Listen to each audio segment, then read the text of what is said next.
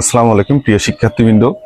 আজকে কুমিল্লা বোর্ড 2020 সালের সৃজনশীল প্রশ্ন সলভ করব। অত্যন্ত গুরুত্বপূর্ণ এই প্রশ্নটি। তাহলে ক নাম্বারটা দেখো। ক নাম্বার বলছে sin a সমান 4/5 হলে tan a এর মান কত? তাহলে আমরা লিখি, দেওয়া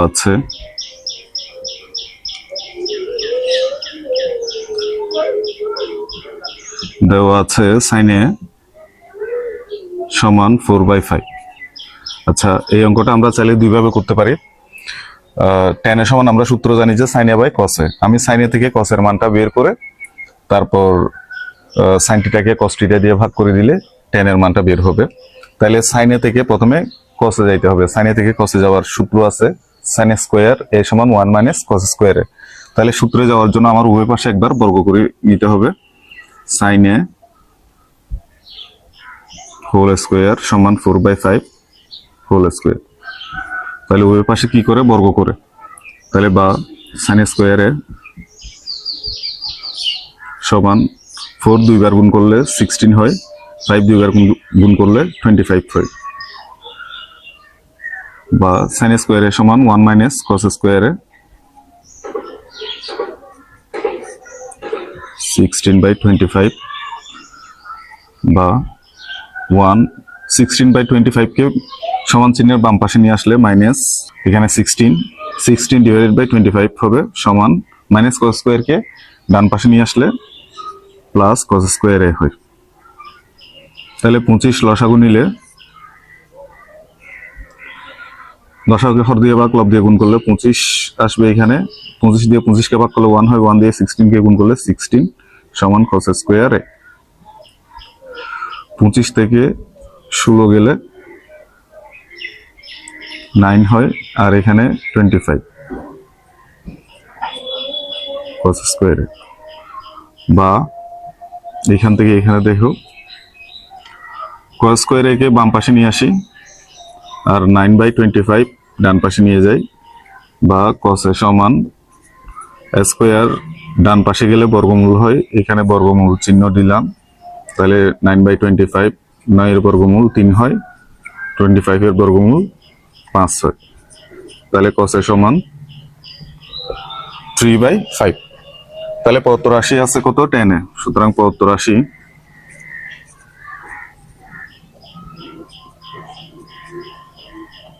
তাহলে tan a সমান সূত্র হচ্ছে sin a by cos a। sin এর মান হচ্ছে 4/5 আর cos এর মান 3/5। তাহলে এখানে দেখো দুইটা ভগ্নাংশ, উপরে একটা ভগ্নাংশ নিচে একটা ভগ্নাংশ। ডবল ভগ্নাংশের কাজ করলে উপরেরটা হুবহু বসবে 4/5, যা আছে তার নিচের ভগ্নাংশটা লব হর হবে, হর লব হবে। 5 উপরে দিলাম, 3 নিচে দিলাম। তাহলে এটা কাটাকাটি গেল 4/3। তাহলে tan এর মান হচ্ছে 4/3।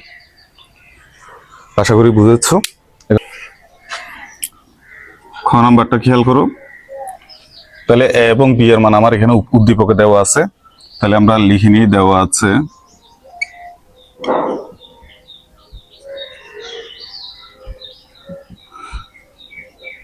a সমান sin θ মাইনাস cos θ, b সমান sin θ মাইনাস cos θ। তাহলে সুতরাং বামপক্ষ সমান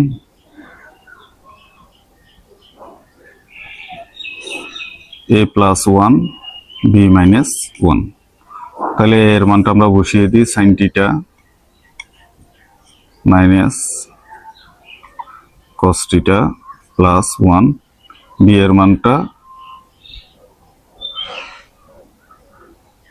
sin θ প্লাস cos θ মাইনাস 1।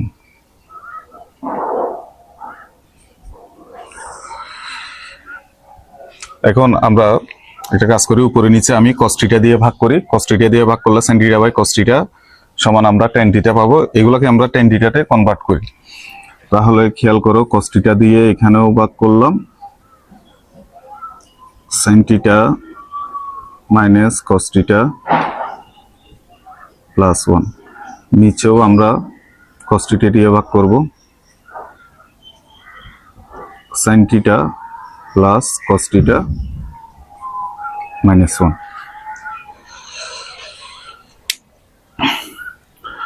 তাহলে cos θ দিয়ে যখন ভাগ করব উপরের প্রত্যেকটা পদকে আমরা আলাদা আলাদা ভাবে লিখতে পারি। এটাকে লিখতে পারি sin θ by cos θ, cos θ by cos θ 1 by cos θ, এভাবে করে নিচেও লিখতে পারি। তাহলে একটু খেয়াল করো, এটাকে লেখা যায় sin θ by cos θ minus cos θ by cos θ plus 1 by cos θ, আর নিচেও লেখা যায় sin θ by cos θ plus cos θ by cos θ minus 1 by cos θ। এখান থেকে এখানে দেখো, তাহলে sin θ বাই cos θ সমান আমরা লিখতে পারি tan θ মাইনাস cos θ কাটাকাটি করলে 1 হয়, প্লাস 1 বাই cos θ সমান sec θ। নিচে লিখতে পারি sin θ বাই cos θ সমান tan θ লিখতে পারি প্লাস 1, আর নিচে মাইনাস 1 বাই sec θ লেখা যায়। আচ্ছা, এখানে একটু দেখি, আমরা জানি যে sec square θ minus tan square θ equal to কি 1। এখন আমরা sec θ কে একটু সাজিয়ে লিখি, sec θ প্লাস tan θ আলাদা লিখলাম, মাইনাস 1 সমান আমরা সূত্র জানি যে 1 এর একটা সূত্র আছে, 1 এর তিনটা সূত্র আছে, sin square θ plus cos square θ equal to 1, 1 সমান আরেকটা সূত্র হচ্ছে sec square θ minus tan square θ equal to 1, আরেকটা সূত্র হচ্ছে cosec square minus cot square equal to 1। তাহলে আমরা এখানে যেহেতু sec θ এবং tan θ আছে, এটা রিলেটেড 1 এর সূত্রটা আমরা ইউজ করি। তাহলে sec square θ minus tan square θ equal to 1 লিখতে পারি। তাহলে 1 এর জায়গায় sec square θ minus tan square θ লিখতে পারি। নিচে যা আছে তা লিখে দিলাম, নিচেরটা আমি চেঞ্জ করলাম না, tan θ প্লাস 1 মাইনাস sec θ।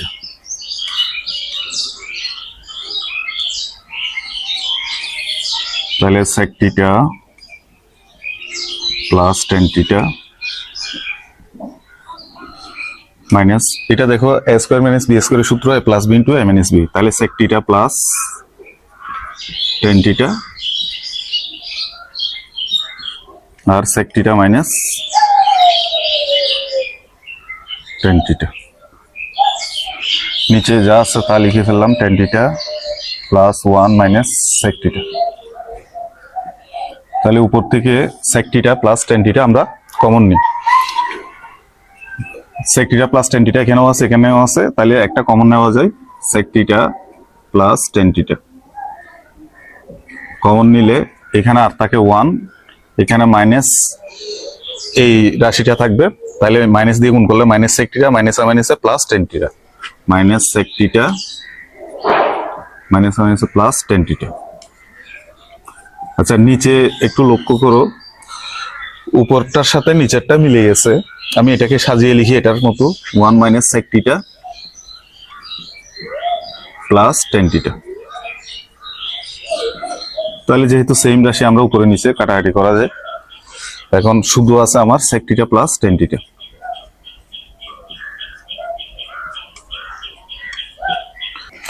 প্রিয় শিক্ষার্থীবৃন্দ, এখান থেকে খেয়াল করো, আমি ডান পাশেগুলো মুছে দিলাম। তাহলে sec θ সমান আমরা সূত্র জানি যে 1 বাই cos θ, sec θ সমান আমরা লিখতে পারি 1 বাই cos θ। tan θ সমান দুইটা সূত্র আছে, tan θ সমান 1 বাই cot θ আর একটা হচ্ছে sin θ বাই cos θ। তাহলে কোনটার সাথে মিল আছে? এই যে sin θ বাই cos θ, cos θ সাথে মিল আছে, যার কারণে আমরা এই সূত্রটা ইউজ করি sin θ বাই cos θ। তাছাড়া আমার ডান পাশে sin θ এবং cos θ আছে, এই কারণে আমরা sin θ এবং cos θ দিকেই যাব। তাহলে cos θ লসাগু cos θ নিলাম, লসাগুকে হর দিয়ে ভাগ লব দিয়ে গুণ করলে cos θ কে ভাগ করলে 1 হয়, 1 দিয়ে 1 কে গুণ করলে 1 হয়, cos θ দিয়ে cos θ কে ভাগ করলে 1 হয়, 1 দিয়ে sin θ কে গুণ করলে sin θ কে sin θ। তাহলে এই যে ডান পাশটা মিলে গেছে, ডান পাশটা মিলে গেলে আমরা লিখতে পারি সমান ডান পক্ষ। তাহলে সুতরাং বাম পক্ষ সমান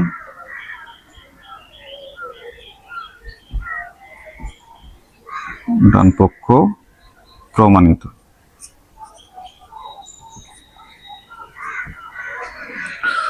আশা করি তোমরা বুঝতে পেরেছো। প্রিয় শিক্ষার্থীরা, এখন গ নাম্বার প্রশ্নটা সলভ করব। বি সমান √2 দেওয়া আছে, আরেকটা বি এর মানটা আমার sin θ প্লাস cos θ এখানে দেওয়া আছে। তাহলে আমরা লিখি, দেওয়া আছে গ নাম্বারটা, দেওয়া আছে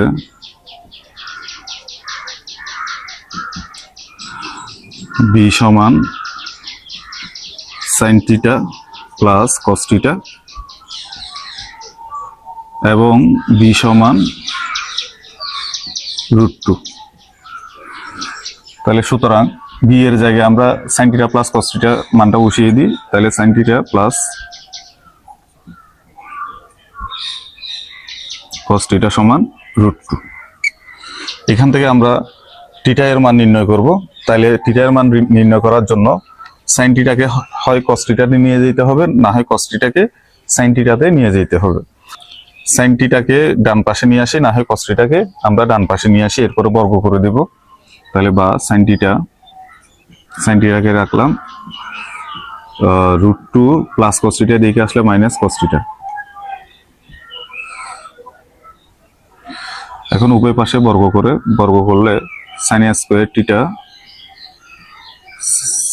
θ এখানে √2 মাইনাস cos θ হোল স্কয়ার। তাহলে উভয় পাশে আমরা কি করলাম, বর্গ করলাম। তাহলে sin স্কয়ার θ সমান আমরা লিখতে পারি 1 মাইনাস cos স্কয়ার θ। এটা a মাইনাস b হোল স্কয়ারের সূত্র। তাহলে √2 whole square a square minus twice ab 2 into √2 into cos θ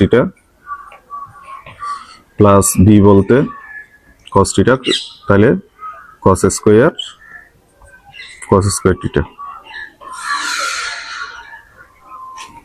বা 1 মাইনাস cos স্কয়ার θ। রুট আর স্কয়ার কাটাকাটি যায়, 2 মাইনাস 2 √2 cos θ আর cos স্কয়ার θ। তাহলে খেয়াল করো, সবগুলোকে আমরা cos θ তে কনভার্ট করলাম। এখানে আগে ছিল sin θ cos θ দুটোটা একসাথেই ছিল, এখন সবগুলা cos এ চলে আসছে। আমরা চাইলে এটার বিপরীত করতে পারতাম, সবগুলাকে আমরা সাইনে নিয়ে আসতে পারতাম। কিভাবে? cos θ কে বাম পাশে রাখলে sin θ কে ডান পাশে পাঠিয়ে দিলে তখন আমাদের সবগুলো আমরা কি sin θ তে কনভার্ট করতে পারতাম। তাহলে এর পরের লাইনটা দেখো, সবগুলাকে আমরা বাম পাশে নিয়ে আসি। 1 minus cos square θ minus 2 plus 2 √2 cos θ minus cos square θ সমান 0। আচ্ছা, এবার এখান থেকে এদিকে দেখো, তাহলে minus cos square θ minus cos square θ যোগ করলে minus 2 cos square θ plus 2 √2 cos θ 2 √2 cos θ minus 2 plus 1 বিয়োগ করলে মাইনাস 1 হয় সমান 0। আমরা এখান থেকে মাইনাস চিহ্ন কমন নিলে 2 cos square θ minus 2 √2 cos θ plus 1 equal to 0। এখন উভয় পক্ষকে মাইনাস 1 দ্বারা গুণ করলে আর থাকবে 2 cos square θ minus minus plus হয়ে গেল মাইনাস 2 √2 cos θ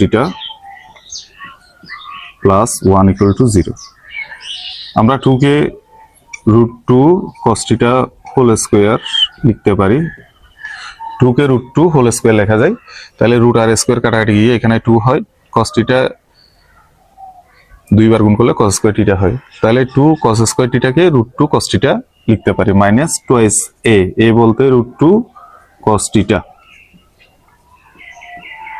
b বলতে এখানে 1 আছে, 1টা এখানে বসাতে পারি, প্লাস 1 হোল স্কয়ার। আমরা সূত্রে সাজালাম এটা। আচ্ছা, এখন খেয়াল করো, 2 কে √2 cos θ হোল স্কয়ার লিখলাম। তাহলে এই √2 cos θ পুরোটাই হচ্ছে a। তাহলে b কোনটা? এই যে প্লাস 1টাকে 1 হোল স্কয়ার লিখলে এটা b স্কয়ার না? তাহলে b বলতে 1। তাহলে a square minus 2ab plus b square, এটা কিসের সূত্র?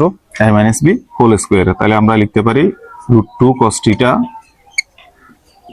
মাইনাস 1 হোল স্কয়ার ইকুয়াল 0, বা √2 cos θ -1 সমান স্কোয়ার এই পাশে আসলে বর্গমূল হয় 0 এর বর্গমূল আমরা জানি যে 0 √2 cos θ -1 -1 কে ডান পাশে পাঠিয়ে দিলে √2 cos θ সমান 1 cos θ সাথে √2 গুণ আকারে আছে √2 এই পাশে আসলে 1/√2 হয়। এবার খেয়াল করো cos কত ডিগ্রির মান 1/√2 আমরা জানি যে cos 45 ডিগ্রির মান 1/√2 আবার sin 45 ডিগ্রির মানও 1/√2 তাইলে 1/√2 এর জায়গায় cos 45 ডিগ্রি লিখতে পারি। এই পাশে খেয়াল করো তাহলে এখান থেকে আমরা এখানে খেয়াল করি cos θ সমান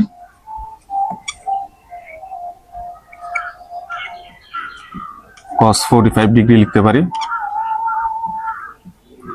উভয় পাশ থেকে cos বাদ দেওয়া যায় তাহলে cos বাদ দিলে বা θ সমান 45 ডিগ্রি হয়।